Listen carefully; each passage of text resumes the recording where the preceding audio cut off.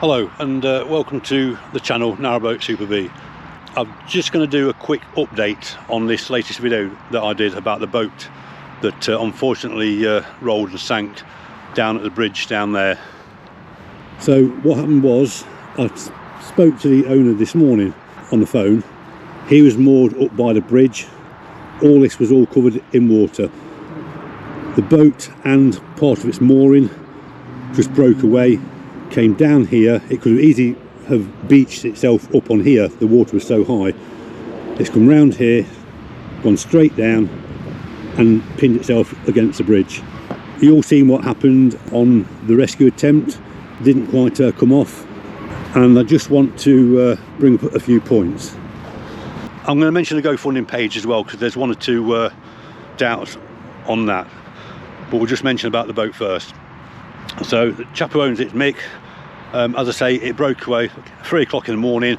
Somebody on one of these boats in the comments said that they'd heard something and seen this boat come flying past at about 3 o'clock in the morning, and as I say, it landed up at the bridge, pinned itself there. This was all covered. All this was just water. Okay, that's the normal flow of the river down here. Still quite fast flowing now. So basically, British Waterways was contacted. They said no, it's not down there to us, even though where the boat finished up, it's blocking the waterway, because you can only go up or down through that central archway. Them other two arches you can't go through.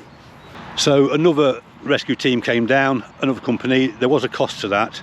They've tried to wedge it off, because what happened was, when the water rose more, the boat went up the side of the bridge. As the water came down, it got caught on the support, the buttress of the bridge, and was leaning.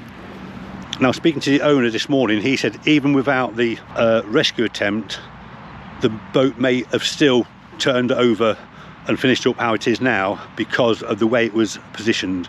We don't know exactly what was caught on the bridge and how the boat was being held there.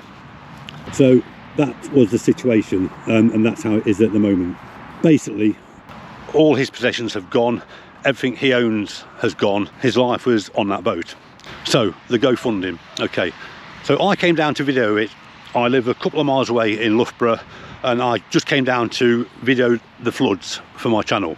And then while I was down here, I was having a coffee in one of the pubs there, and I've seen a couple of vans turn up from River and Canal Rescue. So I came out, and they said what they was going to try and do. So I videoed it. When I got home, I was doing the editing, and my wife says, look, we've got a boat a few miles away in Soar, in the marina there. Can we offer these people our boat for now, so they've got somewhere to stay? And I said, yeah, that's fine. I don't know the owner, I don't know who owns it. As I say, I spoke to him for the first time this morning. But then getting a boat from Soar to here is a good day of sailing. And of course, everywhere's all locked up. All the locks, all the flood locks are all locked shut, so we just couldn't get through. So then my son said to me, why don't we start up a GoFunding page? And I said, that's a good idea, because, you know, want to try and raise something. I'm down here videoing his mishap. So yes, so we set up a GoFunding page. We was the first one to set it up, okay? A bit later on, we find that there's another 2 GoFunding pages set up.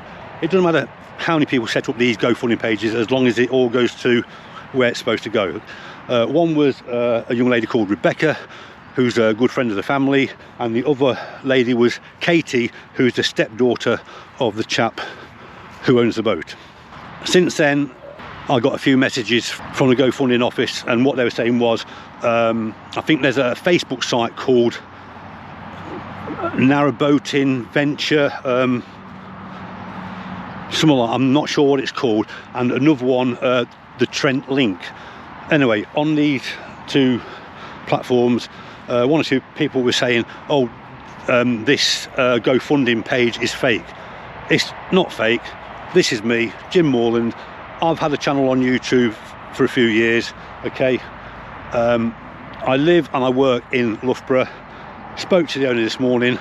So far, well, now we're on Saturday afternoon, it's about 3:30. Leicester's just won anyway. to get through, beat Millwall in the FA Cup third round. And I think there's about 2,700 been raised on my page.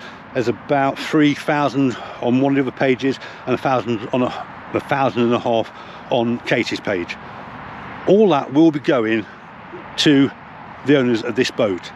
There won't be enough to sort out everything, but as they say in Tesco's, every little helps. Okay, so for anyone who's thinking maybe, oh, this money isn't going there, I can assure you it is. And what I'm going to do is a follow-up video. The owner has said to me to come down when they try and crane this boat out, come down, video that as well, because people are interested in that. It doesn't happen that often, a boat being craned out of the water, to come down and film that for you, and then hopefully then we'll have a big check and I'm going to hand it over to him. Okay, so firstly, thank you to everyone who has donated on all the GoFunding pages.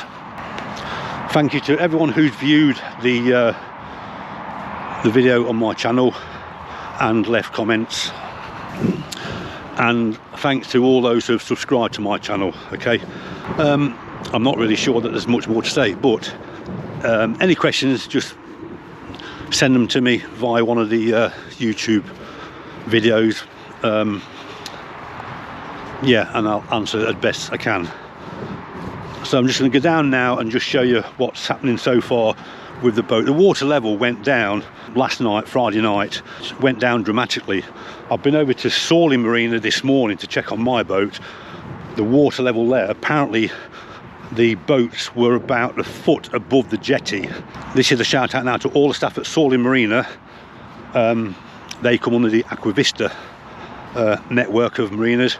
They've been out every hour on the hour, 24 hours a day, walking down the jetties, checking people's boats.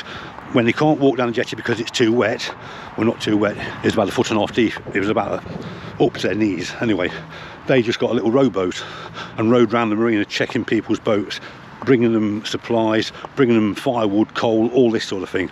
So really good of them, a big shout out to them. So we'll have a walk down there now and we'll just have a look at how this boat is laying in the water. I'm going to attempt to put a little picture-in-picture up just here, because when this was filmed the other day, you can see all the weed and stuff around the bottom of the pylons. Obviously that's how high the water was, slightly higher. So I'll put a picture-in-picture and you can compare the two pictures to see how it was. Yeah, and just while we're walking down there, I do YouTube because I like doing the filming, I like doing the editing. Sometimes the audio isn't that, yeah, I've not got a mic cover on at the moment, so I don't know how the audio is going to sound till I get back. But we're almost there now anyway, we'll have a look. So as you can see, the level's gone right down. There's still a bit of flow on the water, and there's the boat now, but that's gone right the way down now.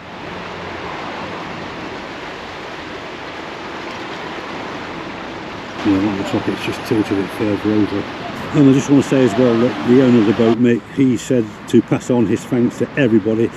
He's been overwhelmed by the support, the messages of support and everything like that by everyone. So I'm passing on his thanks to you all.